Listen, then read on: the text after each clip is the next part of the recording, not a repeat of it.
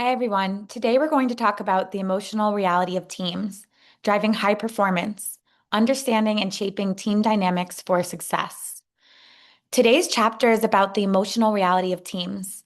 The big idea is that teams do not succeed based only on talent, intelligence, or strategy. They also succeed or fail based on emotional dynamics, the shared moods, the unspoken rules, and the way people handle tension, disagreement, trust, and collaboration. This chapter pushes us to look beneath the surface of team behavior and ask what it actually feels like to be part of the team. Let's explore how team emotions and unspoken norms profoundly influence performance, decision making, and overall organizational success. This introduces the core concept directly. Team emotions and unspoken norms influence performance, decision making, and overall success. In other words, what matters is not just what teams are supposed to do, but the emotional environment in which they are trying to do it. If a team is full of tension, fear, silence, rivalry, or avoidance, even smart people will underperform. If the emotional climate is healthy, teams think better, decide faster, and work together more effectively. For example, you can see this in student group projects. I'm sure you've done one. Sometimes every member is capable, but the group still struggles because nobody wants to speak honestly. One person might dominate, or people quietly avoid conflict instead of solving problems. The challenge, flat growth. A top management team faced flat growth, unable to make critical decisions. They avoided disagreements and leading to stalled strategies and declining competitiveness. There's a manufacturing firm, for example, from the chapter, where the top management team had a serious problem. The company was stuck in what they called that flat growth. They were losing their edge, but the real issue was not lack of intelligence. The problem was that the team could not make important decisions. The more urgent the issue, the more they avoided direct disagreement. In meetings, they acted as if they agreed, but afterward, they quietly sabotaged decisions or stalled implementation. This happens in workplaces where people nod in the meeting, then complain afterward, ignore the plan, or delay action because they never really bought in. So let's look at what the root cause is. Conflict avoidance. Team members scored low on conflict management EI competence. There's discomfort with interpersonal disagreement that led to avoiding crucial topics. And this habit prevented open discussion, hindering effective decision making. The real issue behind flat growth in a team is that conflict avoidance. The team members scored low in conflict management as an emotional intelligence competency. They were uncomfortable with disagreement, so instead of discussing competing ideas openly, they avoided tension altogether. This chapter makes an important distinction here. Disagreement about ideas can sharpen decision making, but this team treated disagreement as something dangerous. That kind of mindset can paralyze them. For example, a department may avoid tough conversations about workload or performance because people do not want to upset each other. That may feel polite in the moment, but over time it creates resentment, confusion, and poor decisions. So, what is emotional reality? This slide defines emotional reality. It's the combination of a team's shared feelings and its ground rules about how people are supposed to act.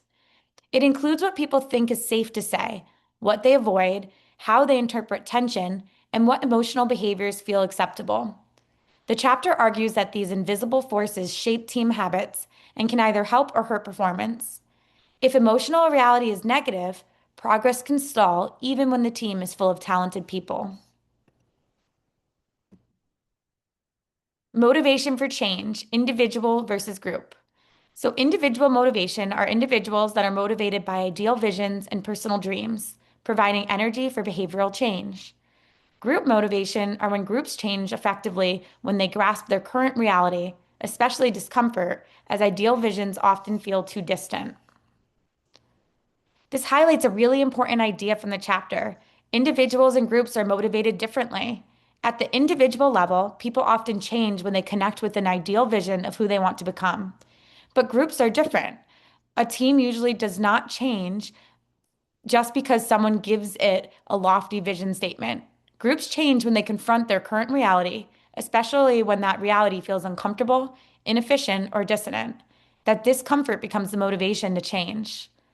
An example of this is a school faculty may not respond much to a slogan like excellence for all, but they may finally change a process when everyone feels the frustration of miscommunication, poor morale, or constant last minute chaos.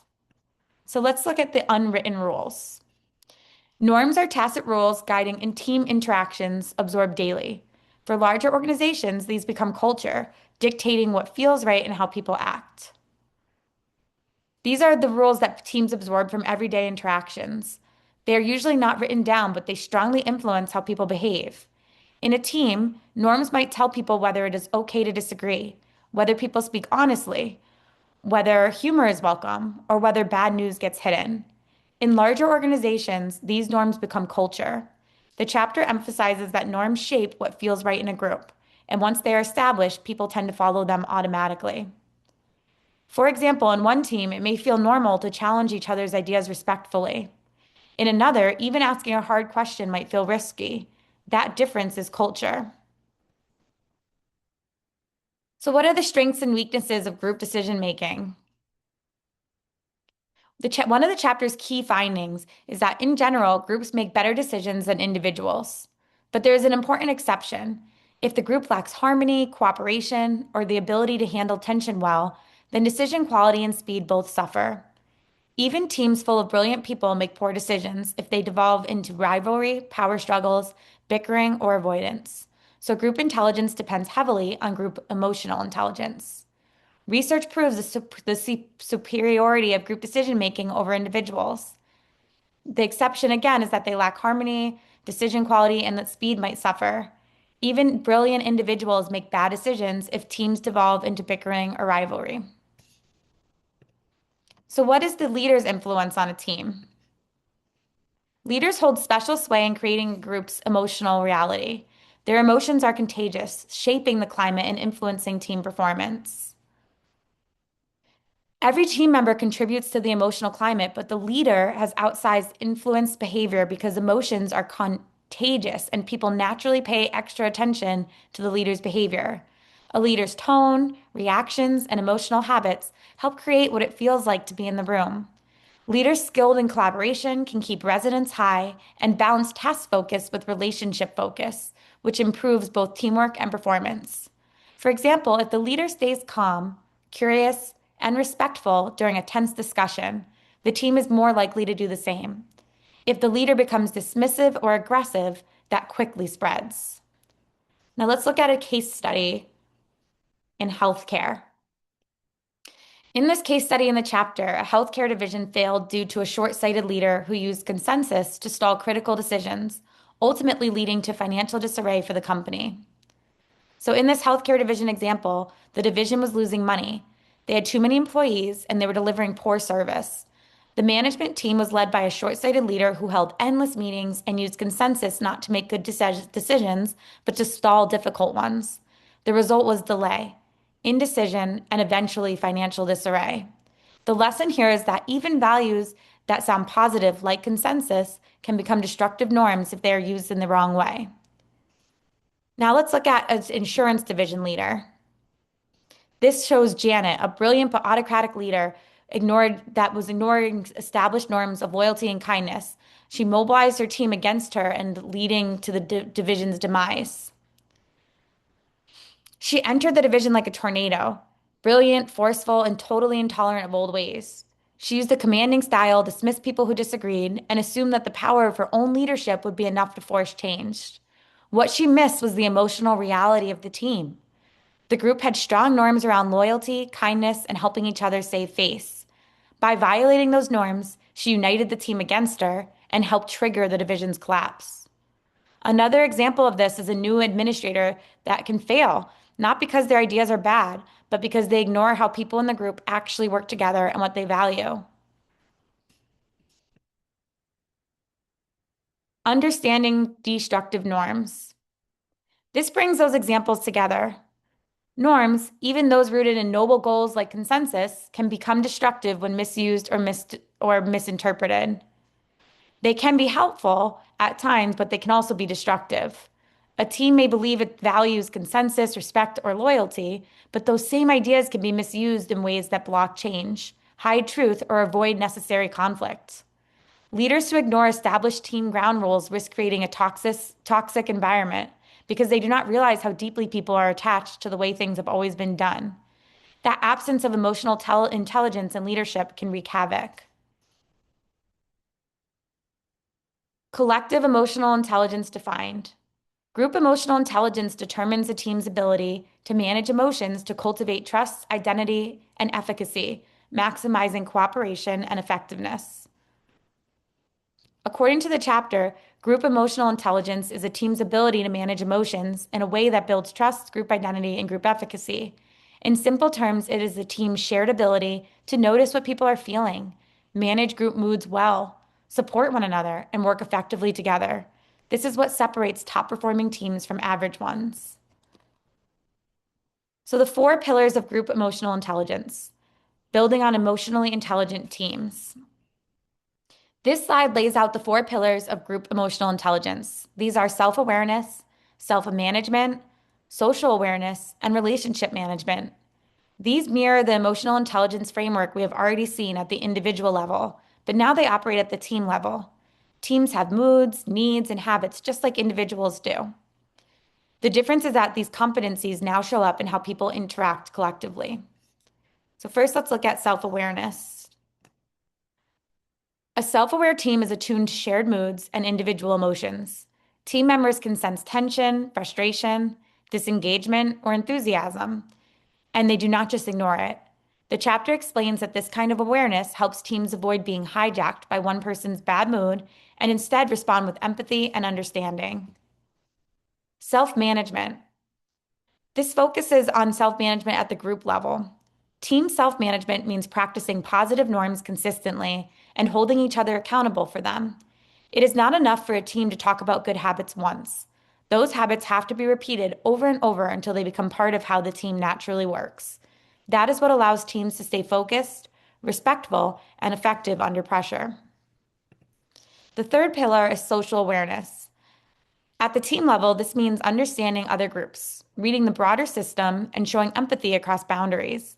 A team cannot become highly effective if it only thinks about itself. It needs to understand how it works, how its work affects others, and what other groups need in order for everyone to succeed together. And the final pillar, relationship management. At the group level, relationship management means fostering goodwill and creating mutually beneficial connections with others inside and outside of the team.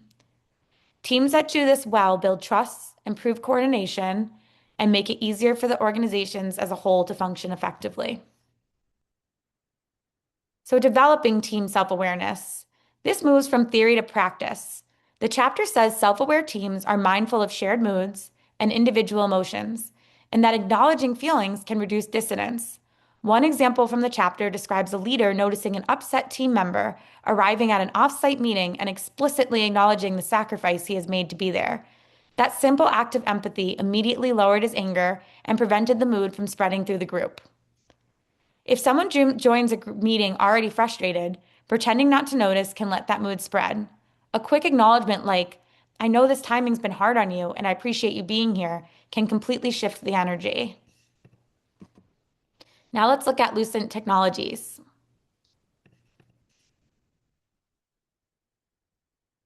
Michel Deschapelles got frustrated with his team's empty bravado around goal setting. The team always talked big, but that public confidence had weak accountability and unrealistic planning.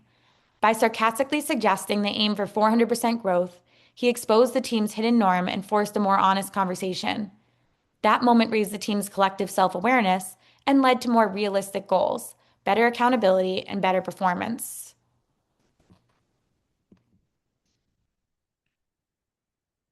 Another example of a self-managed team in practice is Carrie Shermise's research group.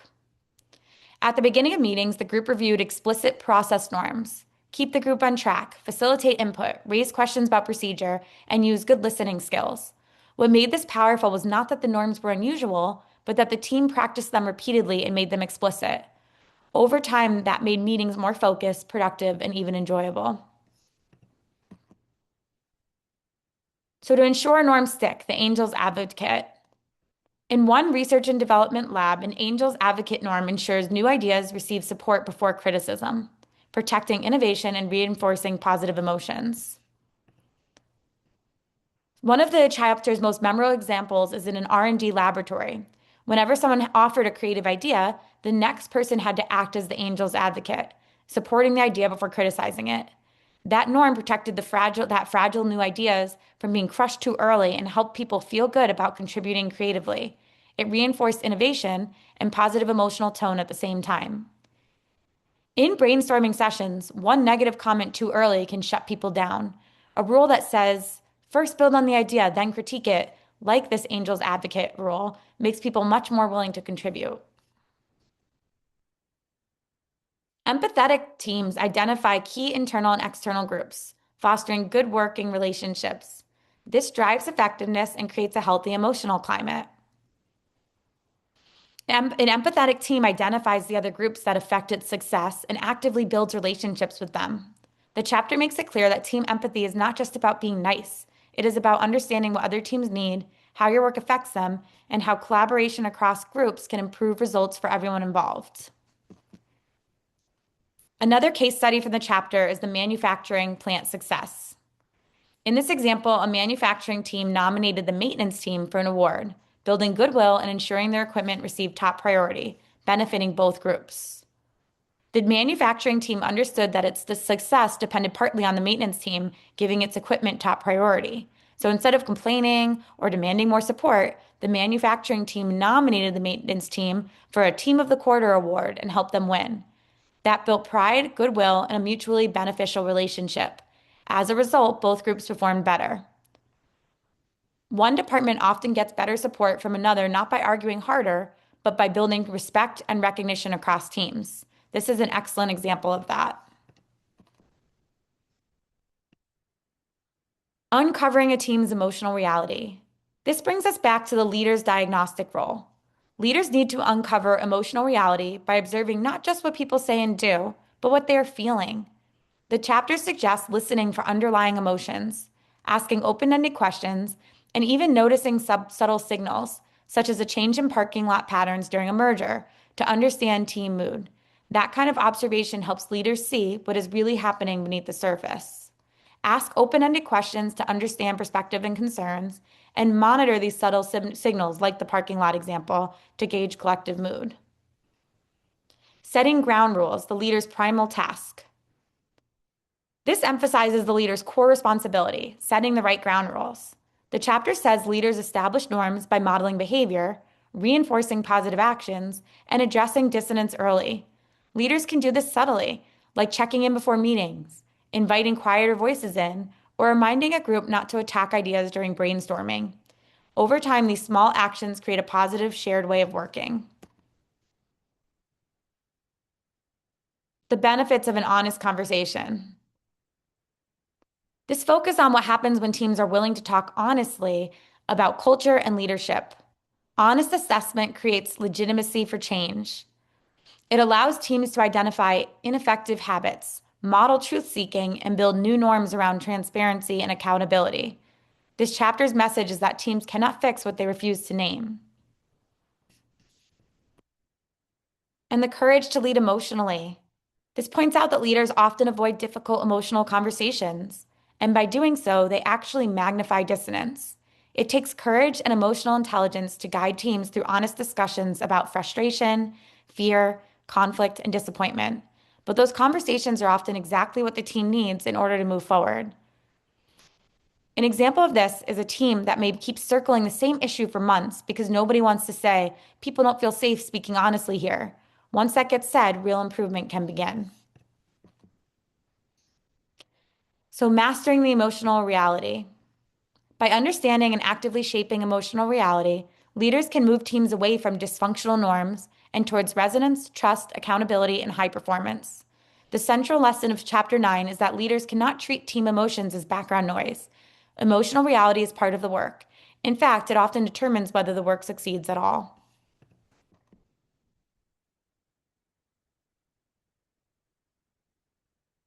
Emotionally intelligent teams do not happen by accident. They are built by leaders and members who notice what is going on emotionally, challenge unhealthy norms, create better ground rules, and stay intentional about how the team works together. That is what drives performance over time.